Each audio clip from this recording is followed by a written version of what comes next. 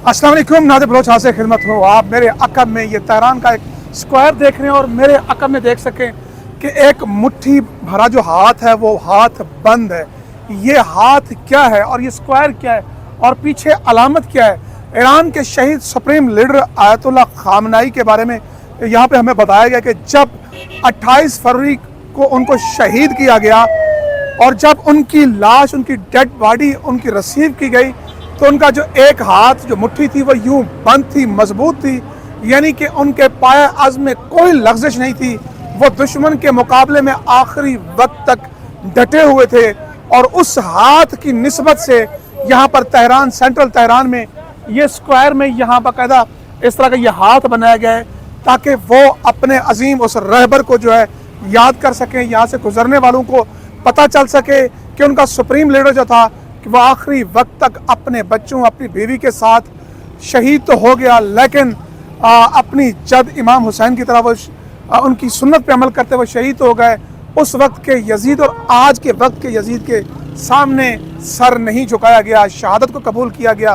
लिहाजा उनकी याद में 3 रोज़ा तकरीबात जारी हैं और ये पीछे तक देख सकते हैं, बाकायदा आप देखें कि लोग, ये जो फ़ौजी हैं, आम जवान हैं, नमाज़ पढ़ रहे हैं। और क्योंकि यहाँ पर एक कंसेप्ट ये भी है कि इमाम मेहदी का ज़हूर होना है, उन्होंने आना है और उनकी फ़ौज ने ये जंग लड़नी और आखिरी मार्का आना है।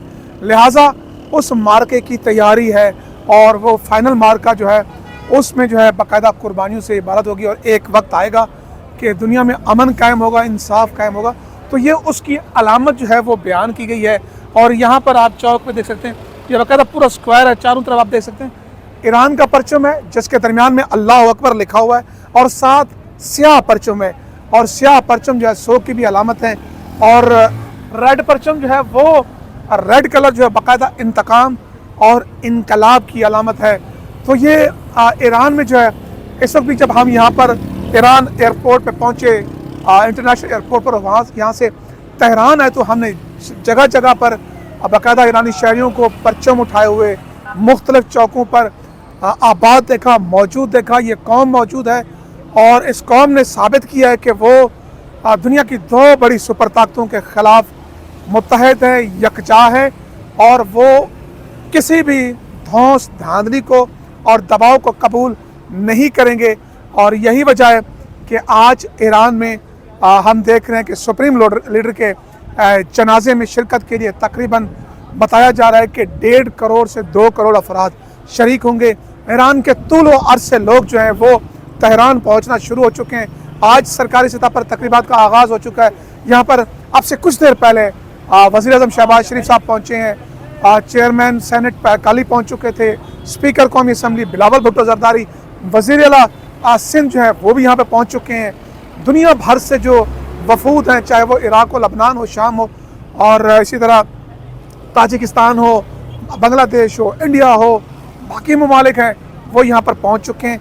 वो ताज़ियती रेफरेंस में शिरकत कर रहे हैं और ईरान के सुप्रीम लीडर को जो है बाकायदा खराज अक़ीदत और खराज तहसीन पेश किया जा रहा है कि उन्होंने 85 साल की उम्र में भी अपना सर तो कटा दिया लेकिन सर झुकाया नहीं, अपना हाथ जो है वो मजबूत रखा और बताया कि हम आज भी झुके नहीं, डरे नहीं।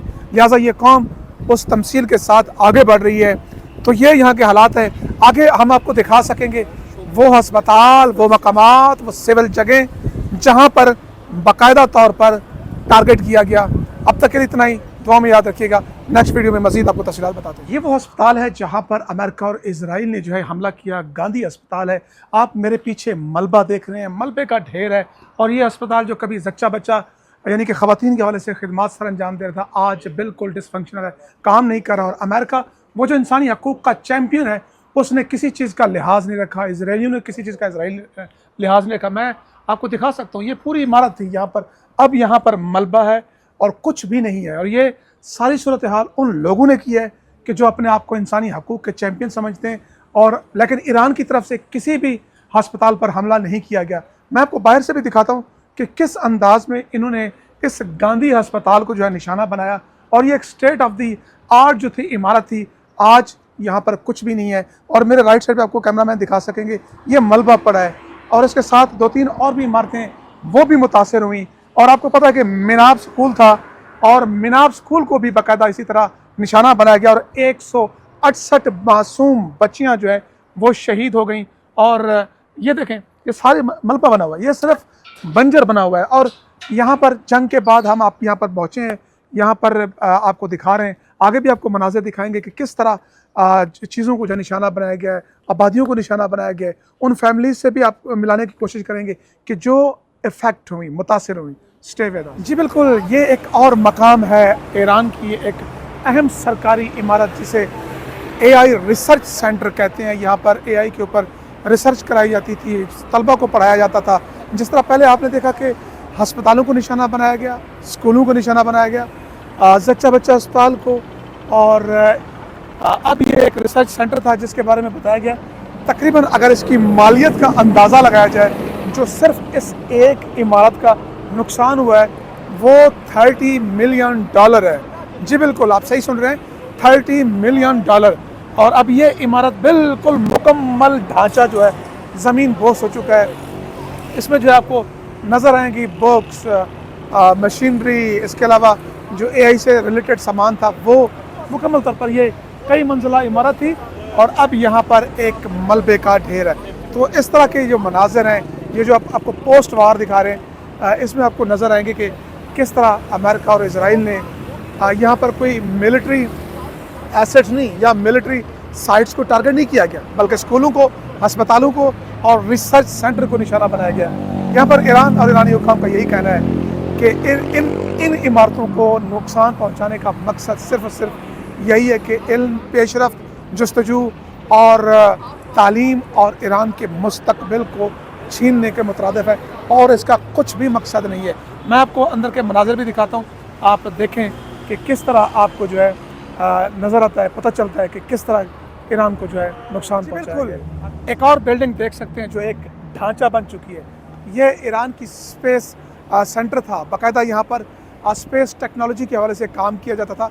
ईरान उन 10 ममालिक में शामिल था जो स्पेस टेक्नोलॉजी के हवाले से काम कर रहा था, जो स्पेस में अपने बाकायदा सेटेलाइट बनाता भी था और बाकायदा अपनी लॉन्चिंग के ज़रिए स्पेस भेजता भी था। और आज आप देख सकते हैं कि ये इमारत मुकम्मल तौर पर मलबे का ढेर है। अमेरिका ने जहाँ पर स्कूलों को निशाना बनाया, जहाँ पर हॉस्पिटल्स को निशाना बनाया, जहाँ पर रिसर्च सेंटर को निशाना बनाया, वहीं पर यह स्पेस सेंटर भी निशाना बना। यहाँ पर ईरानी हुकाम का यही मानना है कि न सिर्फ ईरान पर पाबंदियाँ आयद की गई, न सिर्फ ईरान को पत्थर के दौर में धकेलने की कोशिश की गई, लेकिन ईरान ने अपने ऑन बिहाफ पर तरक्की भी की, पेशरफ्त भी की, आगे भी बढ़ा और उन्होंने इस पाबंदियों को अपॉर्चुनिटी में बदला। लेकिन इस जंग की आड़ में उनके रिसर्च सेंटर को भी निशाना बनाया गया, स्कूलों को भी निशाना बनाया गया और इवन के हस्पतालों को भी निशाना बनाया गया। ये जो मेरे अकब में आप इमारत देख रहे हैं स्पेस सेंटर, यहाँ पर बाकायदा इस वजह से रिसर्च भी होती थी और इन्होंने बाकायदा कमाल किया कि उन 10 ममालिक में शामिल हुआ कि जो स्पेस में बाकायदा अपने सेटेलाइट भेजते भी हैं और बनाते भी हैं। तो ये ईरान की खूबी थी।